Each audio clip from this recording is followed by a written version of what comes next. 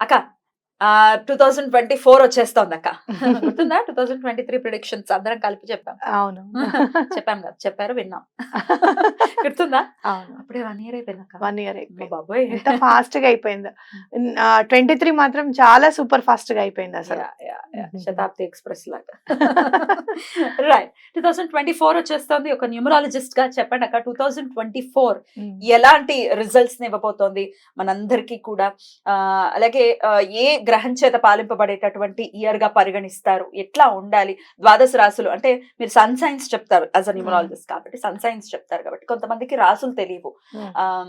Date of birth ప్రకారం అంటే month ప్రకారం కూడా చూసుకుంటూ సో సూర్యుడిని ఆధారం చేసుకుని చెప్పేటటువంటి రిజల్ట్స్ కాబట్టి ఎలా ఉండబోతోంది 2024? ముందుగా ఏరిస్ అంటే మేషరాశి కదా, మేషరాశి కాకపోతే ఏరిస్ గా మనం చూస్తే ముందు అసలు 2024 సార్ ఈ 2024 యాడ్ చేసుకుంటే మీకు ఏమొస్తుంది? 2+4 మధ్యలో 0 యాడ్ చేసినా చేయకపోయినా ఒకటే కాబట్టి అలా మనం చూసుకుంటే ఏమొస్తుందంటే 8 నెంబర్ వస్తుంది.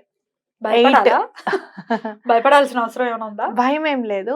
మీరు చక్కగా హోంవర్క్ చేసేసుకొని ఒక స్టూడెంట్ గా ఆలోచించుకుంటే హోంవర్క్ చేసేసి చదవాల్సినవన్నీ చదివేసుకొని స్లిప్ టెస్ట్ పెట్టని, క్వార్టర్లీ పెట్టని, ఇంకేమన్నా పెట్టని, ఇప్పుడు assessments exams quarterly half yearly కాదు, ఇప్పుడు అసెస్మెంట్స్ ఏమైనా పెట్టనివ్వండి, మీరు రెడీగా ఉన్నాను, సంసిద్ధంగా ఉన్నాను ఎప్పుడైనా ఎగ్జామ్ రాయడానికి అని అనుకుంటే మీకు అసలు భయమే ఉండదు అనమాట.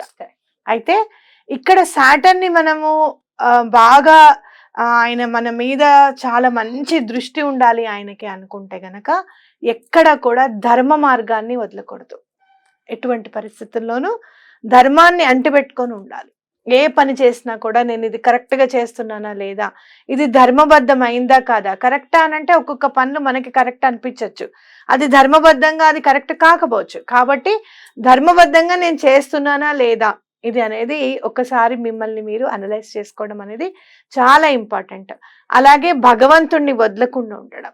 అలాగే మనం ఎప్పుడు కూడా దత్తాత్రేయ స్వామి గురించి చెప్పుకుంటుంటాం. ఆయన గురించి ఇంకొంచెం విశ్లేషణాత్మకంగా మీకు తెలుసుకోవాలనే కోరికని మీరు ఎక్కువగా చేసుకోవడం. అంటే స్వామి గురించి ఏదో తెలిసిందిలే అన్నట్టుగా కాకుండా ఈసారి పారాయణ చేద్దాం, లేకపోతే ఈసారి స్తోత్రం చదువుదాం, ఈ సంవత్సరం మొత్తం దత్తాత్రేయ స్వామిని ఇలా కొలుద్దాం అని చెప్పి అనుకోవడం అన్నమాట. అంటే మీరు ఏం చేస్తారు ఈ 2024 అంటే రోజు చక్కగా ఒక ₹2 బిళ్ళ చక్కగా ఒక డబ్బాలో వేసేసేయండి. ఈ 2024 అంతా కూడా అందరూ లాస్ట్ డిసెంబర్ 31 దాకా మీకు ఏదైనా ఆడవాళ్ళకి అడ్డు ఉంది అన్నప్పుడు పక్కకు పెట్టండి. మీరు చూడండి ఒక డిసిప్లిన్ అనేది ఎట్లా మనకి అలవడుతుందో.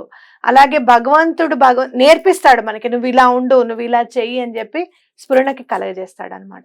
సాటర్న్ ఆ పర్టికులర్ ఇయర్ ని రూల్ చేయడం అనేది చాలా అదృష్టం మనకి. అవునా? ఎందుకంటే అసలు మీరు హోంవర్క్ చేసిన తర్వాత ఎంత చక్కగా కరెక్షన్ చేసి వెరీ గుడ్ అని చెప్పి చేతిలో పెడతారో అంత చక్కగా మనకి అలాంటి ఫలితాలని కూడా ఇస్తారన్నమాట. కాబట్టి ఎటువంటి పరిస్థితుల్లోనూ ఇదేదో చాలా భయంగా ఉంది అని అనుకోవద్దు. 8 అనేది infinity.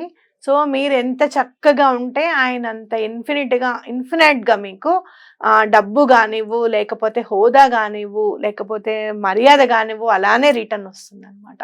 What you give you will get return back with a huge applause. చాలా చప్పట్లు కొట్టి మరి మీ చేతిలో పెడతాడు సాటర్న్.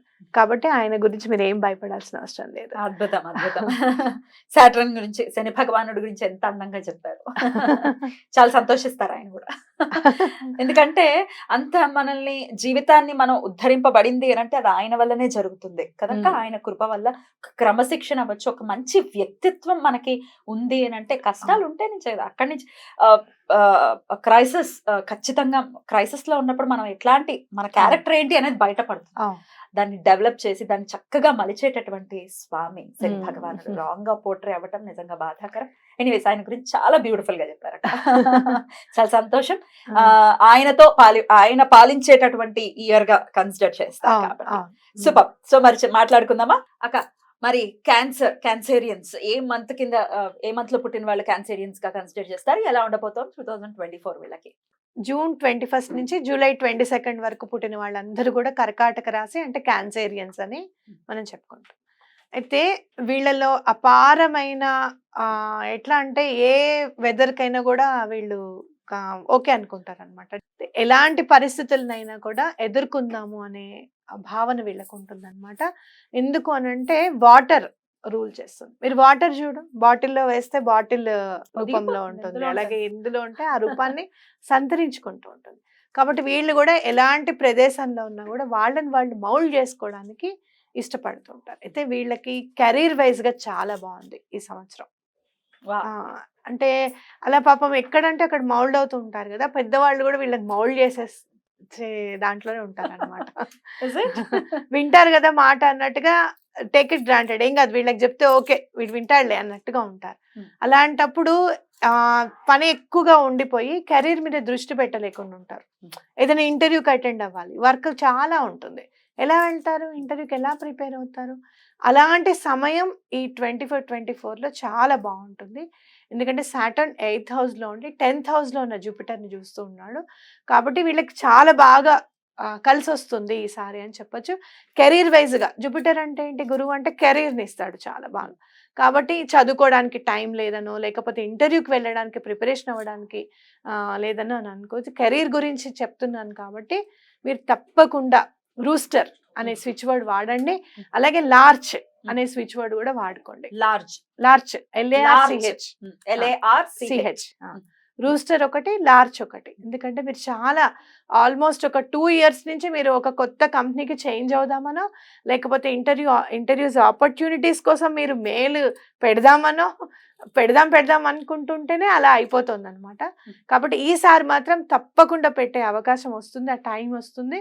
మీరు తప్పకుండా అప్లోడ్ చేయండి మీ రెజ్యూమ్, తప్పకుండా కాల్స్ వస్తాయి. రూస్టర్ ఒకటి, లార్చ్ ఒకటి, ఈ 2 స్విచ్ వర్డ్స్ వాడండి. మంచి కెరీర్ గ్రోత్ చూస్తారు మీరు. ఆల్మోస్ట్ ఒక 20 to 30% పైనే వీళ్ళకి శాలరీ హైక్ వచ్చే అవకాశం కూడా ఉందన్నమాట.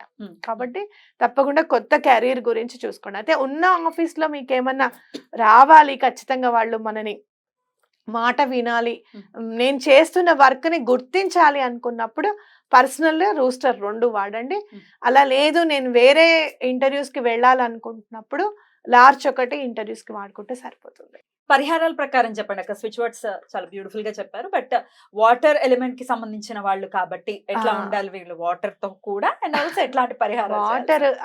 వాటర్ ఎక్కువగా మీరు దానం చేయడం అనేది, అంటే ఎవరికన్నా అంటే ఇప్పుడు వచ్చేది మనం జనవరి ఫిబ్రవరి స్టార్ట్ చేస్తే ఇంకా ఎండాకాలం వచ్చేస్తుంది.